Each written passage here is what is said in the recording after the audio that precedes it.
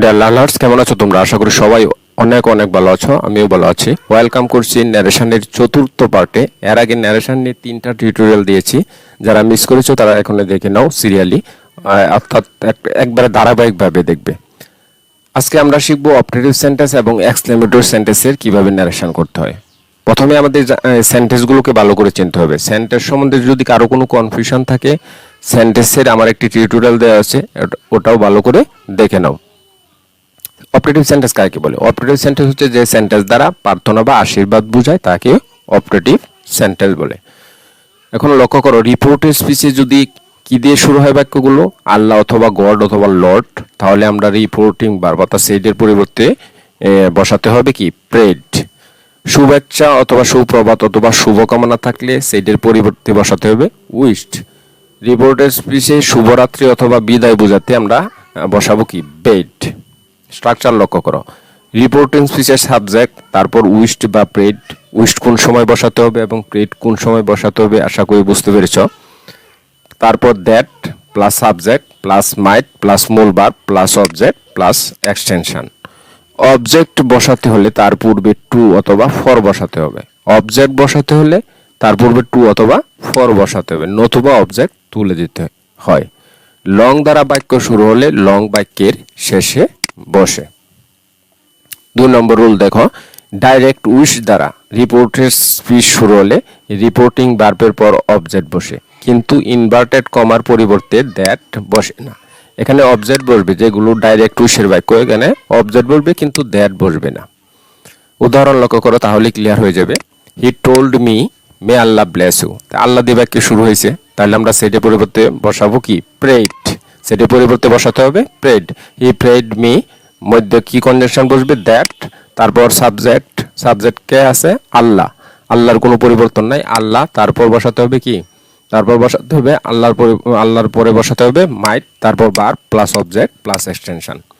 আল্লাহর পরে মাইট plus verb যেটা আছে ব্লেস, তারপর এক্সটেনশন কি আছে এখানে পার্সন পরিবর্তন। এখানে ইউ লক্ষ্য করো, ইউ বাক্যের অবজেক্ট হিসাবে আছে, তার মানে অবজেক্টিভ কেসে আছে। ইউর দুইটা রূপই কিন্তু এক, নমিনেটিভ কেসে কেসও এক, অবজেক্টিভ কেসও ইউই, তাহলে দুইটা রূপেই এক।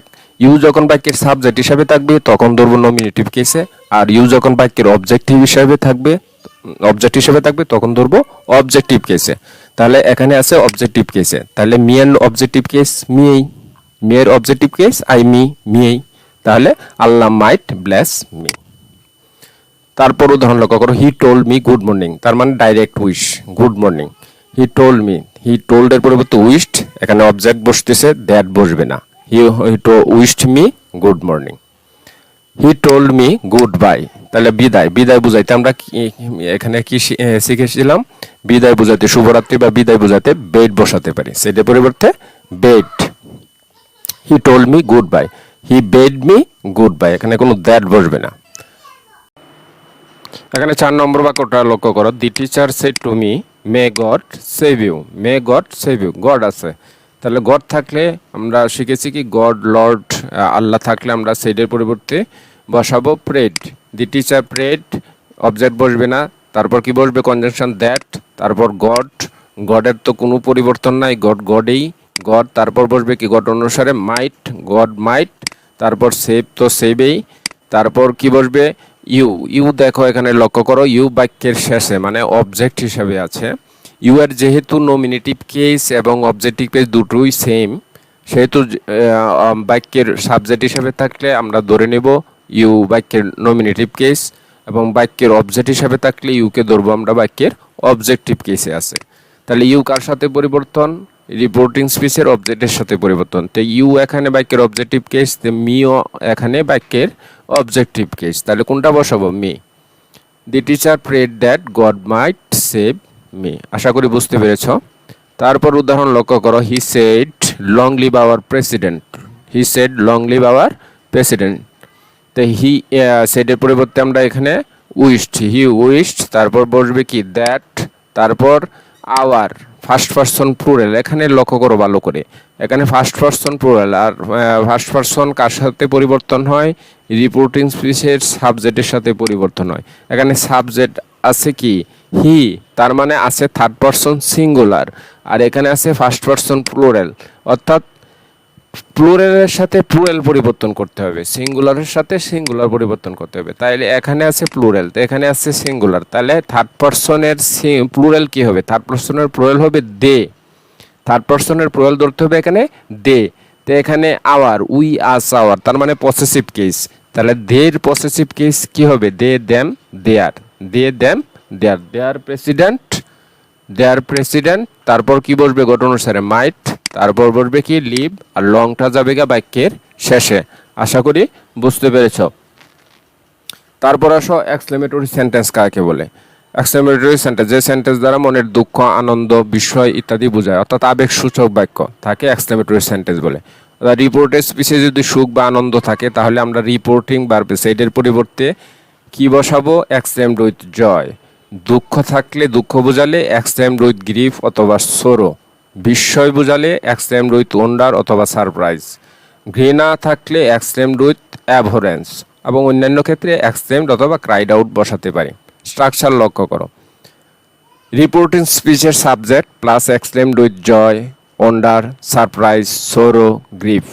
কিছুই বোঝা না গেলে শুধুমাত্র এক্সক্লেমড লেখা যাবে, প্লাস অবজেক্ট বসে না, এখানেও কি অবজেক্ট বসবে না। কনজাংশন দ্যাট বসবে অ্যাসার্টিভ সেন্টেন্সের মতো। তারপর দুঃখ, বিস্ময়, আনন্দ সূচক শব্দগুলো উঠে যায়। তারপর কি করতে হবে? পার্সন পরিবর্তন করতে হবে, তারপর টেন্স পরিবর্তন করতে হবে, তারপর অবজেক্ট প্লাস এক্সটেনশন। সেন্টেন্সটি যদি হোয়াট অথবা হাউ দ্বারা শুরু হয় তাহলে ইহার পরিবর্তে নাউনের পূর্বে বসবে কি গ্রেট, এবং অ্যাডজেক্টিভের পূর্বে বসবে বেরি, অর্থাৎ হাউ বা হোয়াট দ্বারা শুরু হলে অ্যাডজেক্টিভের পূর্বে বসবে বেরি এবং নাউনের পূর্বে বসবে কি গ্রেট। উদাহরণগুলো লক্ষ্য করো। He told me alas I have failed again. সে আমাকে বলল, হায় আমি আবার ফেল করেছি। তাহলে কি দুঃখ সূচক, তাহলে দুঃখ সূচক বোঝালে আমরা কি টোল্ডের পরিবর্তে আমরা বসাবো কি exclaimed with sorrow, exclaimed with sorrow. তাহলে এখানে অবজেক্ট বসবে না, বসবে কি দ্যাট, কনজাংশন দ্যাট বসবে, তারপর দুঃখ সূচক শব্দ উঠে যাবে, তারপর পার্সন পরিবর্তন, আই কার সাথে পরিবর্তন? সাবজেক্টের সাথে পরিবর্তন, আই মানে হি। তারপর টেন্স পরিবর্তন, have present perfect tense, present perfect tense পরিবর্তন হয়ে হচ্ছে কি past perfect tense, he had failed again. তারপর লক্ষ্য করো, they said hurray we won the match. তারা বলল হুররে আমরা ম্যাচটি জিতেছিলাম, তার মানে কি আনন্দ। তাহলে সেটির পরিবর্তে এক্সক্লেমড উইথ জয়। তারপর কনজাংশন দ্যাট, তারপর উই কার সাথে পরিবর্তন? দের সাথে পরিবর্তন, ফার্স্ট পারসন সাবজেক্টের সাথে পরিবর্তন, উই দে, দ্যাট দে। তারপর টেন্স পরিবর্তন, উইন ওন, উইন থেকে এসেছে won, win won first indefinite tense, verb two first indefinite tense পরিবর্তন হয়ে হচ্ছে কি first perfect, had, they had ভার্বের 3 নম্বর রূপ win won, they had won the match. তারপর উদাহরণ লক্ষ্য করো, he said what a nice bird it is. সে বলল পাখিটি কি সুন্দর, পাখিটি কি সুন্দর, তার মানে কি আশ্চর্য বা বিস্ময় প্রকাশ করছে। তো বিস্ময় বা আশ্চর্য প্রকাশ করলে এখানে একটা আমাদের মিস্টেক আছে, এক্সক্লেমড উইথ জয় হবে না, এখানে এক্সক্লেমড উইথ ওয়ান্ডার বসাতে হবে, এক্সক্লেমড উইথ ওয়ান্ডার। এখানে আমরা বসাবো এক্সক্লেমড উইথ ওয়ান্ডার অথবা সারপ্রাইজ। কিছু টাইম মিস্টেক আছে, এগুলো ঠিক করে দেব। হে এক্সক্লেমড উইথ ওয়ান্ডার, তারপর কনজাংশন মধ্যে কনজাংশন বসবে দ্যাট, তারপর পার্সন পরিবর্তন, এখানে সাবজেক্ট আছে পার্সন, ইট, তারপর টেন্স পরিবর্তন, ইজ প্রেজেন্ট ইনডিফিনিট টেন্স পরিবর্তন হয়ে হচ্ছে কি first indefinite tense. It was a very nice bird, very nice bird, nice হচ্ছে কি অ্যাডজেক্টিভ, নাইস হচ্ছে অ্যাডজেক্টিভ। তা আমরা নিয়মে কি শিখেছিলাম যে অ্যাডজেক্টিভের পূর্বে সবসময় একটা কি বেরি বসে, হোয়াট এবং হাউ দ্বারা বাক্য শুরু হলে, অর্থাৎ বিস্ময়ের বাক্যগুলো যেগুলো, এগুলোতে আমরা বেরি বা গ্রেড বসাতে হবে, বেরি বা গ্রেড বসাতে হবে। তাহলে বেরি বসাতে হবে অ্যাডজেক্টিভের পূর্বে, আর নাউনের পূর্বে বসাতে হবে গ্রেড। আশা করি বুঝতে পেরেছ। তারপরের নেক্সট অ্যান্ড লাস্ট উদাহরণ লক্ষ্য করো, he said alas I am undone. সে বলল হায় আমার সর্বনাশ হয়েছে, তার মানে কি দুঃখসূচক বাক্য। তো দুঃখসূচক বাক্য হলে exclaimed with sorrow, exclaimed with sorrow, সেটির পরিবর্তে আমরা বসাবো এক্সটেমড উইথ সরো, তারপর কনজাংশন দ্যাট, দুঃখসূচক শব্দ উঠে যাবে, তারপর পার্সন পরিবর্তন, আই কার সাথে পরিবর্তন, সাবজেক্টের সাথে পরিবর্তন হি, তারপর টেন্স পরিবর্তন, এম ইজ আর তার মানে প্রেজেন্ট ইনডিফিনিট পরিবর্তন হয়ে হচ্ছে কি ফার্স্ট ইনডিফিনিট, হি ওয়াজ আনডান। এই ছিল আজকে আলোচনা অপটেটিভ সেন্টেন্স এবং এক্সক্লেমেটরি সেন্টেন্সের ন্যারেশন কিভাবে করতে হয়। তোমাদের বুঝতে যদি কোনো সমস্যা হয় কমেন্টে জানিয়ে ফেলো, আমি তোমাদের প্রতিটি কমেন্টের রিপ্লাই দেওয়ার চেষ্টা করব।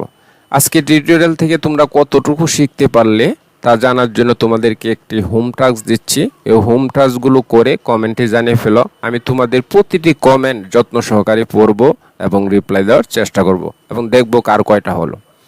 প্রথমটা দেখো, he said to me may you be happy, 1 নম্বর বাক্য। 2 নম্বর বাক্য হচ্ছে কি Karim said to Rahim may you prosper in life.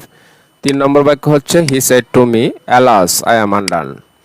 4 নম্বর বাক্য হচ্ছে কি Kohli said to me how beautiful the girl is.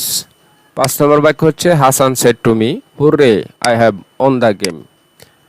এই ছিল আজকের আলোচনা। টিউটোরিয়ালগুলো ভালো লাগলে একটা লাইক ও কমেন্ট করতে ভুলো না এবং তোমার বন্ধুদের সাথেও বেশি বেশি শেয়ার করো, যাতে আমরা সবাই একসাথে মিলে শিখতে পারি। থ্যাংক ইউ সবাইকে। কথা হবে নেক্সট টিউটোরিয়ালে। সে পর্যন্ত সবাই সুস্থ থাকো, সুন্দর থাকো, ভালো থাকো।